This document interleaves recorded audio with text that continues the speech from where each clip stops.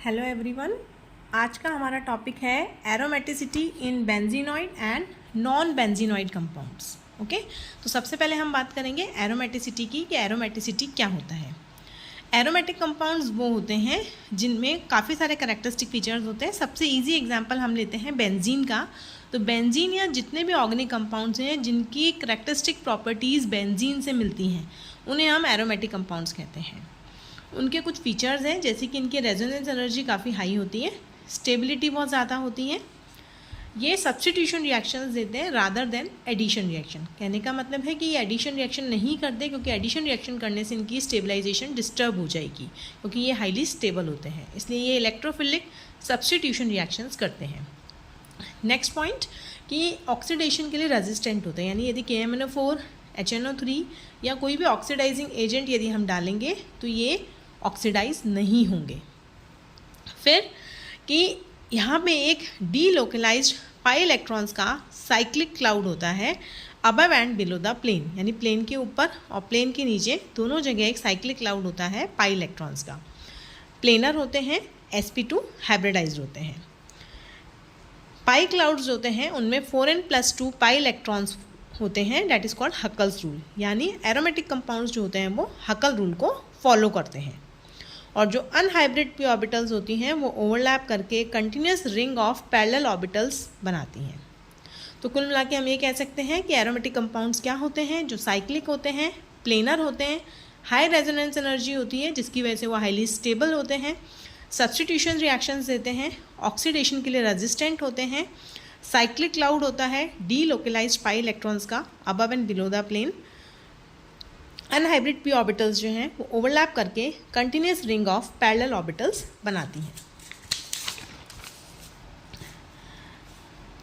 तो जो P orbitals हैं वो ओवरलैप करके प्लेनर रहेंगी और नियरली प्लेनर रहेंगी। इसके बाद एक इम्पॉर्टेंट पॉइंट आता है कि इनका NMR स्पेक्ट्रा जो है, न्यूक्लियर रेजोनेंस स्पेक्ट्रा, बहुत यूनिक होता है। वो कंपाउंड्स जिनमें इंड्यूस्ड रिंग करंट सस्टेन करता है उनको हम कहते हैं एरोमेटिक कंपाउंड्स। जैसा कि मैंने यहाँ डायग्राम दिखाया है कि जब मैग्नेटिक फील्ड को हम अप्लाई करते हैं किसी भी पाई सिस्टम जो है हमारा एरोमेटिक कंपाउंड्स का उसके परपेंडिकुलर, तो आप देखेंगे जो हाईली मोबाइल इलेक्ट्रॉन्स होते हैं वो डीलोकलाइज्ड इलेक्ट्रॉन्स जो हैं वो सर्कुलेट करने लग जाते हैं अपनी ऑर्बिट्स में, और इस सर्कुलेशन ऑफ इलेक्ट्रॉन से एक रिंग करंट प्रोड्यूस होता है। ये जो रिंग करंट प्रोड्यूस होता है, ये रिंग करंट एक इंड्यूस्ड मैग्नेटिक फील्ड इंड्यूस करता है अराउंड द बेंजीन रिंग। ये इंड्यूस्ड मैग्नेटिक फील्ड जो है वो अप्लाइड मैग्नेटिक फील्ड के इनसाइड में तो अपोज करती है लेकिन आउटसाइड के अंदर इसको सपोर्ट करती है। यानी कहने का मतलब है कि जब हमने मैग्नेटिक फील्ड अप्लाई की तो इसके जो पाई इलेक्ट्रॉन्स क्लाउड हैं वो रोटेट करना स्टार्ट कर देते हैं, वो घूमते हैं, तो एक रिंग करंट जनरेट होता है और रिंग करंट जनरेट होने से एक मैग्नेटिक फील्ड इंड्यूस होती है अराउंड द बेंजीन रिंग, जो कि इनर जो एनवायरनमेंट है इनसाइड द रिंग उनको अपोज करती है और आउटसाइड द रिंग जो है उसकी अलाइन रहती है। तो ये इंड्यूस मैग्नेटिक फील्ड है, ये रीइंफोर्स करती है एक्सटर्नल फील्ड को और इसको रिड्यूस्ड अप्लाइड फील्ड चाहिए होती है एग्जिस्टेंस में आने के लिए। ये हमारे इलेक्ट्रॉन सर्कुलेट कर रहे हैं, तो जो आउटर प्रोटॉन्स होते हैं वो डीशील्ड हो जाते हैं और इनर प्रोटॉन्स जो हैं वो शील्ड होते हैं, और ऐसे मॉलिक्यूल्स को हम कहते हैं डायट्रॉपिक मॉलिक्यूल्स। ये हमेशा एरोमेटिक होंगे, but in case of anti aromatic उल्टा होगा, उन्हें हम पैराट्रॉपिक मॉलिक्यूल्स कहते हैं।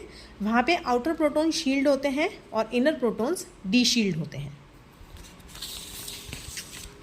तो देयरफॉर एरोमेटिसिटी के लिए क्या क्या चाहिए हमको, एक डायमैग्नेटिक रिंग करंट होना चाहिए, प्लानैरिटी होनी चाहिए, हकल रूल को फॉलो करना चाहिए, स्टेबिलिटी होनी चाहिए, sp2 हाइब्रिडाइज्ड होना चाहिए, delocalization of pi electrons, cyclic होना चाहिए और सब्स्टिट्यूशन रिएक्शंस परफॉर्म करेगा, एडिशन नहीं करेगा। तो this is all about the aromatic compounds. अब हम एरोमेटिक को नॉन एरोमेटिक और एंटी एरोमेटिक से कंपेयर करें तो एंटी एरोमेटिक कंपाउंड्स वो साइक्लिक कॉन्जुगेटेड सिस्टम होता है जिसमें 4n पाई इलेक्ट्रॉन्स एग्जिस्ट करते हैं, और यहाँ पे पाई इलेक्ट्रॉन डीलोकलाइजेशन की वजह से एनर्जी बढ़ जाती है तो ये डीस्टेबलाइज हो जाते हैं। जैसे for example cyclobutadiene anti aromatic compound है क्योंकि इसके पास 4n पाई इलेक्ट्रॉन्स हैं। यहाँ पे इलेक्ट्रॉन्स के डीलोकलाइजेशन से इलेक्ट्रॉनिक एनर्जी बढ़ जाती है तो ये लेस स्टेबल होता है अपने ही ओपन चेन पार्टनर से। This is more stable as compare to this. Non aromatic की बात करें तो साइक्लिक कंपाउंड्स जिनमें कंटिन्यूस ओवरलैपिंग होती है पी ऑर्बिटल्स की, वो डिसरप्ट हो जाती हैं और ये एरोमेटिक भी नहीं होते हैं और एंटी एरोमेटिक भी नहीं होते हैं। सिंस ये नॉन प्लेनर होते हैं तो ये नॉन एरोमेटिक है, या हम कह सकते हैं ये एलिफेटिक है, यानी ना ये एरोमेटिक होंगे ना ही ये एंटी एरोमेटिक होंगे। These are non aromatic. For example आप कोई भी हम कंपाउंड ले सकते हैं, जैसे कि हमने ये कंपाउंड लिया, ठीक है,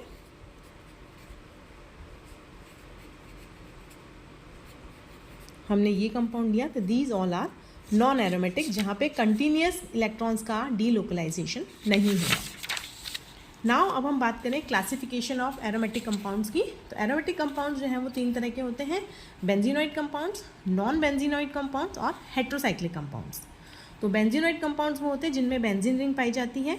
यदि एक रिंग है 6 पाई इलेक्ट्रॉन बेंजीन, 2n=2 है तो 10 पाई इलेक्ट्रॉन्स नेफ्थलीन, और n=3 है तो एंथ्रासीन 14 पाई इलेक्ट्रॉन्स।